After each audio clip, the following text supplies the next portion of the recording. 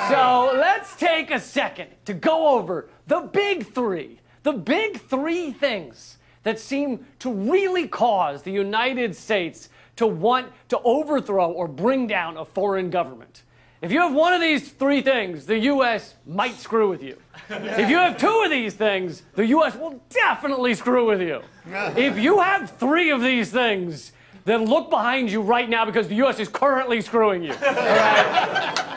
Number one, being a socialist country. That's right. If you don't have the same economic system as us, oh man, we will cut you, motherfucker. All right? Number two, dropping the U.S. dollar. Iraq dropped the dollar. Iran dropped the dollar. Libya dropped the dollar. Pakistan dropped the dollar in trade with China, and the following day, we added them to the list of countries violating religious freedom. All right? I'm not kidding. We do not take kindly to dropping the dollar.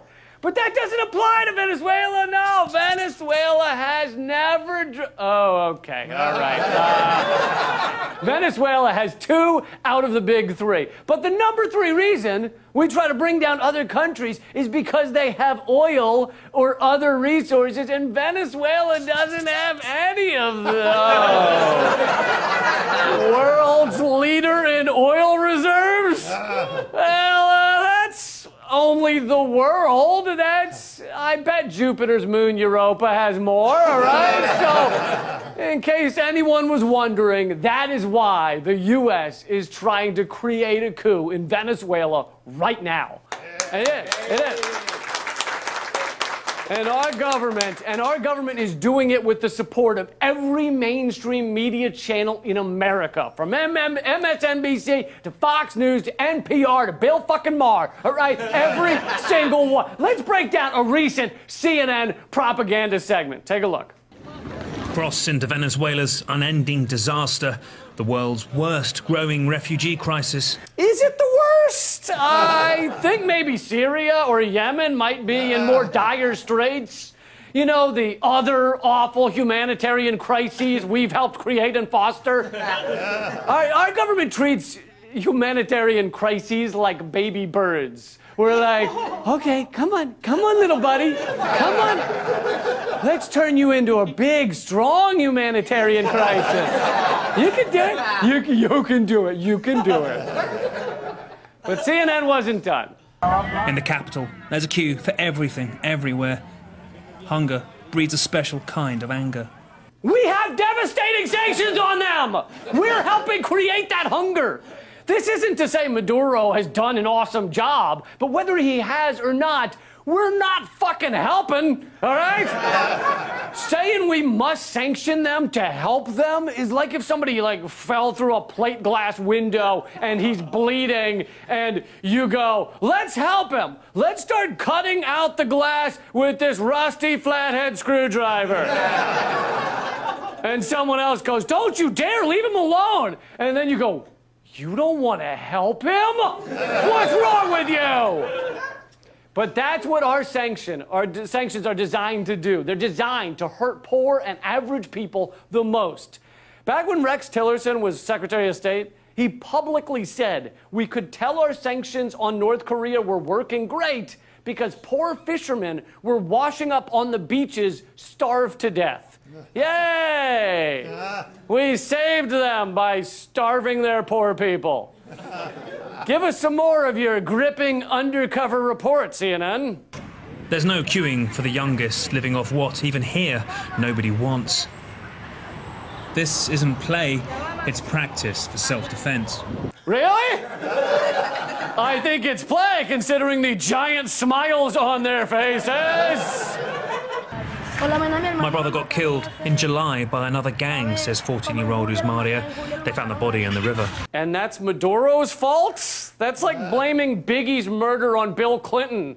I mean, he was president when it happened. We gather stuff, we beg a piece of chicken skin to take home.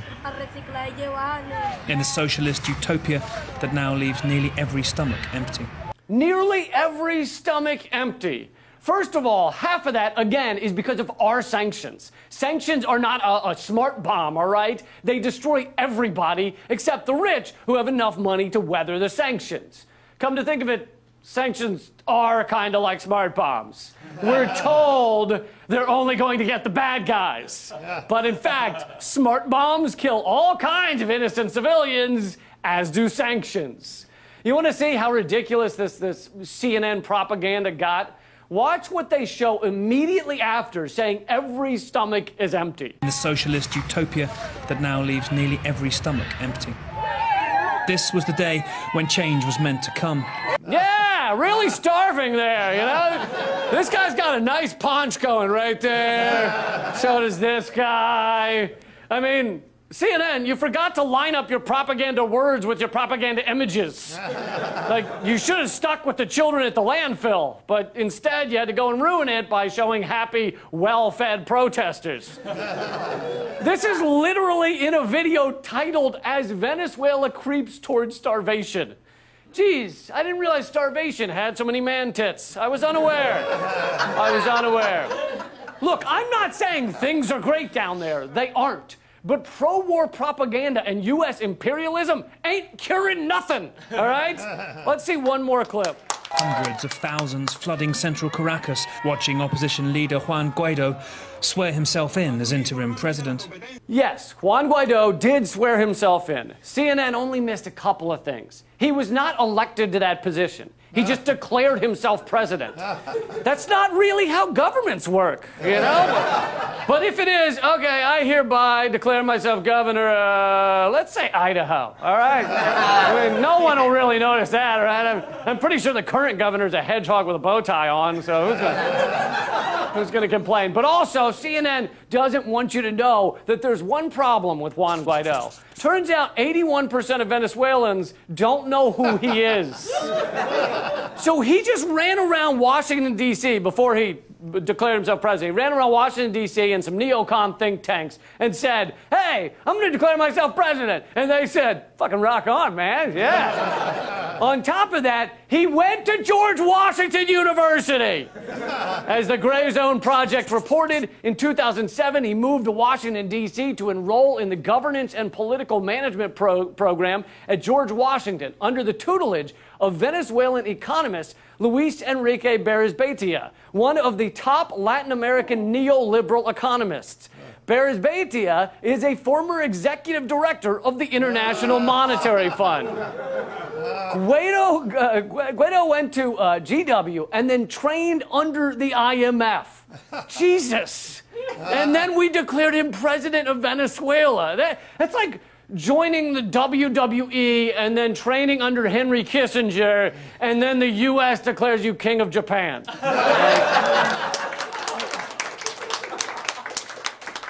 But it doesn't stop there. Juan Guaido is the product of a decade-long project overseen by Washington's elite regime change trainers. While posing as a champion of democracy, he has spent years at the forefront of a violent campaign of destabilization. So what's the big deal? He's an American regime change pawn who was groomed by the IMF to take over Venezuela and give away their natural resources. That's not so bad. And if that's what the Venezuelan people want, then we should respect their wishes. Because corporate media tells us this is what the people want, right? Oh, wait. According to a study conducted in early January of this year, 86% of Venezuelans would disagree with international military intervention, and 81% oppose the U.S. sanctions that have gravely hurt the nation's economy. So most Venezuelans, So most Venezuelans don't know Guaido. Most Venezuelans still support Maduro. Whether you personally like him or not doesn't matter. And most Venezuelans don't want military intervention and don't want the U.S. sanctions. Yet CNN and NPR and Fox News and BBC and every other mainstream outlet will have you thinking everyone is starving to death and on their knees begging for America's freedom bombs to rain down like the dollar bills at a strip club. You know, because our interventions have worked so well in Syria and Yemen and Iraq and Iran and Afghanistan and Chile and Honduras and Haiti and Somalia and Libya and Guatemala and Colombia and Panama and Fraggle Rock and those tree forts where the fucking Ewoks live. The Venezuelan people deserve self-determination, no matter how you feel about the current government. The absolute last thing they need is to be turned into a neoliberal parking lot in which America rips all their resources out from under them. But I found out I actually owe CNN an apology. They are not propaganda. That video I showed you just happens to be their style, all right? They do it the same way with every country. I found out they recently made this one about the United States. Walking through America's streets, we witnessed the world's worst poverty crisis. At the stores, thousands tackle each other for the last remaining products on the shelves. This may look like playing, but in fact it's practice for murdering lots of people. People on trampolines. This is what capitalist utopia looks like. We're the only ones not picking through garbage are the members of Congress. Here, hundreds of thousands celebrate the impending collapse of the capitalist government.